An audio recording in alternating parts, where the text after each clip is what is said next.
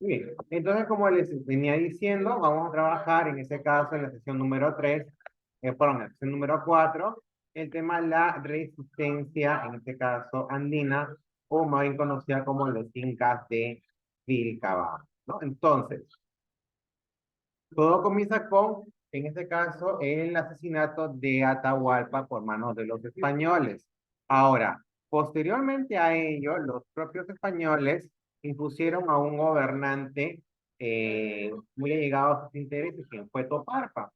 Sin embargo, Toparpa fue asesinado en extrañas circunstancias por Jauja.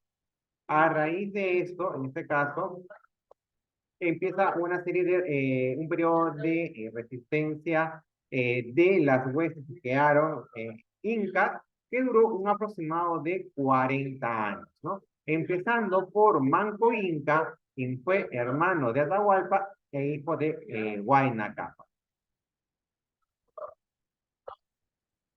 Ahora, sin embargo, en este caso, este gobernante Manco Inca, eh, es curioso decir que en realidad en un inicio fue aliado español, es decir, recordemos que cuando los incas entran a territorio andino, ya entran a territorio andino, se establece una guerra civil, se establece una guerra civil, ok, entre, en este caso, las huestes de Huáscar, que estaban en el Cusco, y las de Atahualpa, que se desarrollaban en la zona de Quito, lo que es Ecuador. ¿Ok? Ahora, esta guerra civil hace que los allegados a Huáscar, en este caso, directamente apoyen a los españoles. Por eso en una de las teorías, ¿no? Del cual se intentaba explicar por qué un grupo pequeño de españoles termina conquistando un gran imperio, es justamente en este caso es el momento en que llegaron en una guerra civil. Entonces, en este caso, un grupo casi la mitad del imperio, con la idea de, en este caso, eh, impedir que Atahualpa siga gobernando, se unen los españoles con esa idea de justamente utilizarlos para que, en este caso, impedir que las huestes atahualpitas terminen apoderándose del imperio. Sin embargo, una vez que en este caso los españoles terminan asesinando a Atahualpa, pues en este caso va, de alguna manera, los que antes apoyaron a los españoles, se van a dar cuenta pues que en este caso los españoles tenían su propia agenda, tenían sus propios intereses. Y es ahí en donde en este caso ya se genera este foco de resistencia, ya entre en este caso las huestes eh, por un lado de Huáscar y también los residuos que quedaron, en este caso, de los generales de Atahualpa. Entonces Pizarro entra a Cusco en noviembre de 1533. Sin en este caso percibir el engaño, los seguidores de Huáscar estaban entregando su capital a los conquistadores hispanos. Pero esta situación dura poco, esta situación de pequeña tregua dura muy poco. La avaricia de los españoles por materiales preciosos y su prepotencia, intolerancia y fanatismo católico, así como el escaso conocimiento de la mentalidad andina, fueron dañando las relaciones hispano-andinas. Manco Inca terminó convirtiéndose en uno de los poderosos enemigos de los españoles. Es así que él instaura un poco de resistencia en Vilcabamba. Finalizada en este caso la infructuosa lucha, solo habían cambiado de señores y mandatarios. No para mejorar, sino para en ese caso empeorar con el pago de forzado de tributos y en este caso servicios de corte, en este caso rural. Los incas de Vilcabamba no solamente buscaron en este caso la exclusión de los europeos, sino también una vuelta a la cosmovisión andina, dioses, señores, formas y racionalidad. O sea, luego cuando ya termina el foco de resistencia de Vilcabamba, en este caso se produce una lucha espiritual, es decir, la imposición de la religión católica por parte, en este caso, de los españoles. ¿Para qué? Para poder, en este caso, subordinar, domesticar en este caso, a los andinos, y de esta manera los andinos, pues, evitar que se gestionaran distintos focos de lucha posteriormente, ¿ok? Pero, sin embargo, los andinos gestionan también movimientos de resistencia espiritual. Uno de los conocidos que vimos el año pasado fue el Taquigongo, por ejemplo, ¿no? Que era en este caso rechazar toda imposición católica y mantener, en este caso, sus costumbres andinas, ¿ok? Ahora, para tener una idea de dónde queda más o menos Vilcabamba, es una ciudad que está ubicada en la ceja de montaña, al noroeste de Cusco. Podríamos decir muy cercano a Machu Picchu, ¿ok? Se ubica entre los ríos Urubamba y Apurímac en el valle de Chontamayo.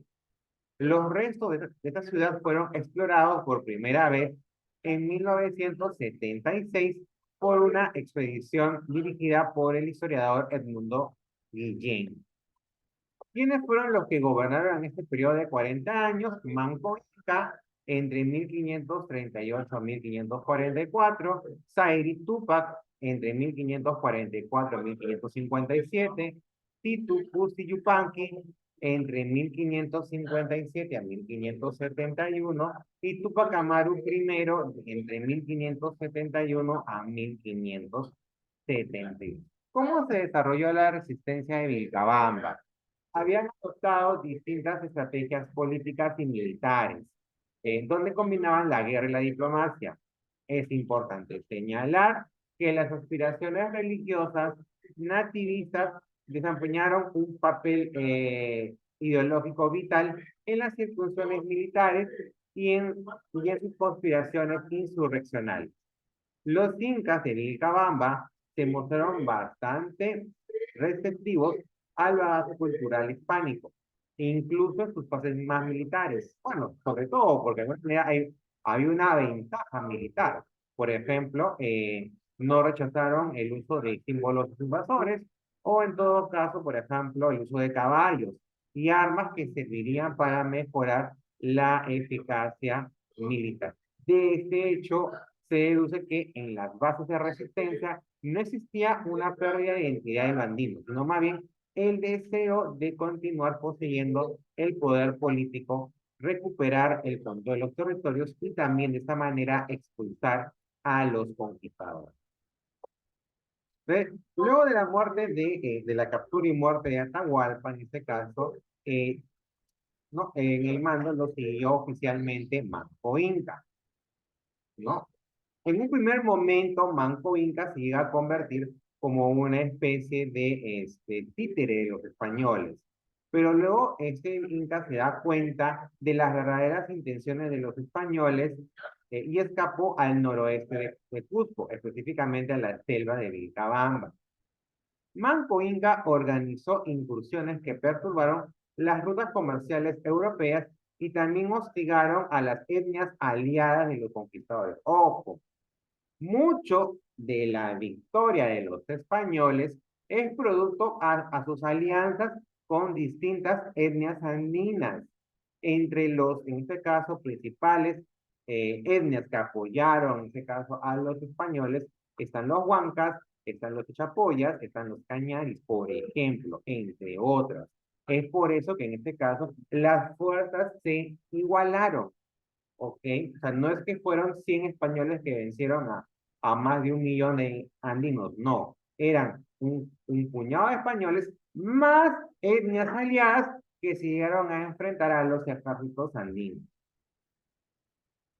Entonces, Manco Inca organizó en este caso ese tipo de resistencia, ¿ok? Que de alguna manera le planteó problemas a Pizarro, que decidió consolidar el control y la expansión de los europeos entre los caminos de montaña entre Lima y Cusco. ¿Cómo fue el levantamiento de Manco Inca? En este caso, primero se sublevó contra el poder más o menos en abril de 1536. Casi toda la masa indígena por ese entonces había sitiado las principales ciudades andinas, Jauja, Cusco, Lima, logrando de esa manera muchas victorias militares.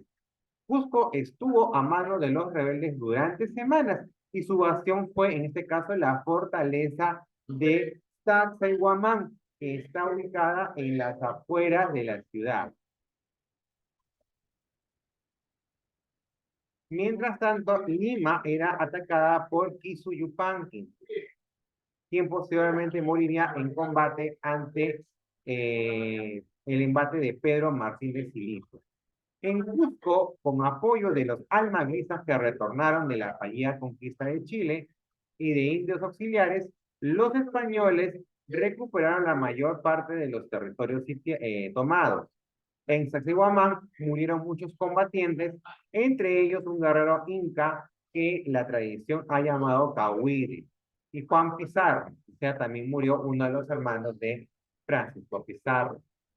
Diezmadas así, las tropas de Manco Inca se refugió en Vilcabamba, desde donde eventualmente dirigiría algunos ataques, pero ya no con la misma intensidad que los ataques iniciales. Es así que muere, en este caso, se cree que murió en el año de 1544 a manos de un español refugiado en Vilcabamba, según las crónicas, un tal Diego Gómez Pérez. Posteriormente, en este caso, el poder lo recibe, en este caso, Sairi Tupac. Pero el problema con Sairi Tupac es que era un menor de edad cuando recibió el poder, es decir, tenía aproximadamente 10 años. Entonces, hasta que él obtuviera la mayoría de edad, en este caso, o tuviera las capacidades de poder gobernar, quienes tendrían el poder serían en este caso un consejo de regentes, ¿no? Que son aquellos cuidadores del INCA. Sin embargo, ya en 1557, a los 23 años, Taín Tupac, convencido por los españoles, sale de Vilcabamba e ingresa a Lima un 5 de enero de 1558. Lo reciben el virrey y la audiencia, ¿no? Y en este caso se desarrolla un pequeño cónclave, una pequeña reunión entre ellos. El virrey le ofrece, ¿no? A Said Tupac de poner ese movimiento de resistencia a cambio de algunos beneficios para su familia, en este caso para su tierra. Sin embargo, Said Tupac termina por, en este caso, retirarse de la mesa. Pero no, o sea, a pesar de ello, no se resistió. No ofreció mayor resistencia. Entonces termina Said Tupac por abdicar en el poder y en este caso le sucede Titu Cuti Yupanqui, ¿no? Este tomó contacto con el mundo español desde pequeño, ya que fue apresado en Vilcabamba y llevado a Cusco cuando tenía 4 años de edad. En esta ciudad aprendió el idioma de los conquistadores y fue educado en la religión cristiana. Cuando tenía 8 años, su padre lo hizo raptar y fue trasladado a Vilcabamba. Allí fue testigo de la muerte de Manco Inca a manos de Gómez Pérez. Aunque el Inca realizó una serie de acciones en contra de los españoles, también mantuvo negociaciones con ellos, sobre todo con el gobernador Lope García de Castro, con quien llegó a firmar una especie de tratado de paz llamado Paz de Acobamba. En Vilcabamba, el Inca junto con su hermano Tupac Amaru fueron bautizados en 1568. Después de bautizarse, el Inca no dio señales de querer salir desde Vilcabamba. Allí murió en el año 1571.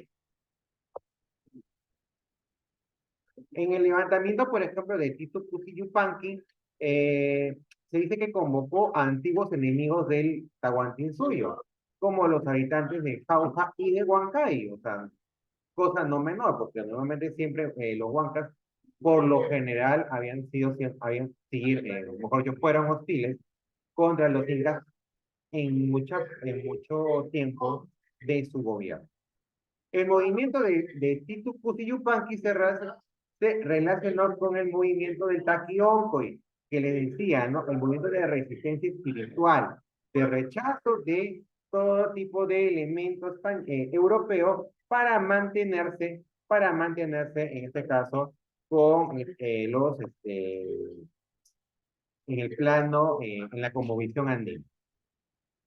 Tupac Amaru, primero, ojo, no confundir con Tupac Amaru II, ¿ya? Este es Tupac Amaru primero, ¿ok? Que fue el último inca de la resistencia de Vilcabamba. Tupac Amaru II fue José Gabriel Condorcanqui, que no fue inca, fue, en este caso, hasta antes de la revolución, fue en este caso un funcionario español, un cacique.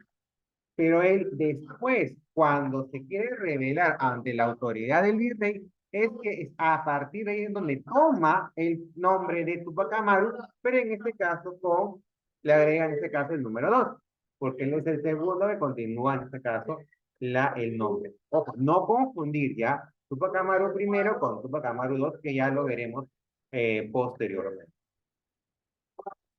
Entonces lo designan a Tupac Amaru primero, así como nuevo monarca de Tahuantinsuyo. Sin embargo, en ese periodo, quien gobernaba en el virreinato fue el virrey Francisco de Toledo. Y él, al enterarse de la asunción del nuevo Inca, termina, o en todo caso, organiza una columna militar con el fin de capturarlo a él y a todo su ejército, lo cual termina desarrollándose en el año de 1574, ¿no? Ahora, dice, estando prisionero en este caso, el Inca, hablamos de Tupac Amaru primero, se negó a hablar con el virrey, pues decía que Toledo era un yanacona del rey y que un Inca no podía rebajarse a eso. Ah, ojo, yanacona es en el lenguaje quechua, es esclavo. Lo que le quiso decir ahí, Tupac Amaru primero al virrey Toledo es que él era el esclavo, un esclavo del rey. Entonces yo no hablo con esclavos, ¿no? Que es lo que le quiso decir. A los pocos días, Tupac Amaru fue sacado de la fortaleza y conducido a la plaza del Cusco. Los cronistas de esa época mencionan que la ciudad estaba repleta de gente, ¿no? Y que en este caso, tanto españoles como indios habían suplicado al virrey Toledo que no asesinase a Tupac Amaru primero, pero el virrey hizo caso omiso a sus suplicantes, ¿no? Ahora, en sus últimos actos, ¿no? Tupac Amaru primero, por ejemplo, ¿no? Al escuchar el llanto ensordecedor de la multitud, hizo una señal para que todos se cayeran, lo cual fue obedecido. Lo que de alguna manera sorprendió a las autoridades españolas, ya que en este caso, a pesar de las circunstancias adversas, todavía la gente siguiera obedeciendo, en este caso al Inca. Lo que al final termina por ejecutarse la sentencia, Tupac Amaru termina siendo degollado, ¿no? Y su cabeza levantada para que fuera en este caso vista por la multitud en la plaza del Cusco. Su cuerpo termina siendo enterrado en la catedral del Cusco y su cabeza en una picota en plena plaza de Alma. Tupac Amaru primero, en este caso, no fue capturado en Vilcabamba, sino que en un trayecto cuando él termina o cuando él decide huir a la selva. Tupac Amaru primero fue trasladado al Cusco y no entró en esa ciudad sin llevar ninguna cadena. Luego de la ejecución, Toledo ordenó quemar las momias de Manco Inca y Titu Cusi Yupanqui. ¿Por qué él pide o por qué él ordena la quema de estas momias? ¿Qué le van a hacer las momias a él? Lo que pasa es que en la cosmovisión andina, recuerden que las momias eran un objeto sagrado, porque era el cuerpo del que fue, en este caso, el último Inca. ¿Ok? Entonces, así en este caso termina este periodo largo de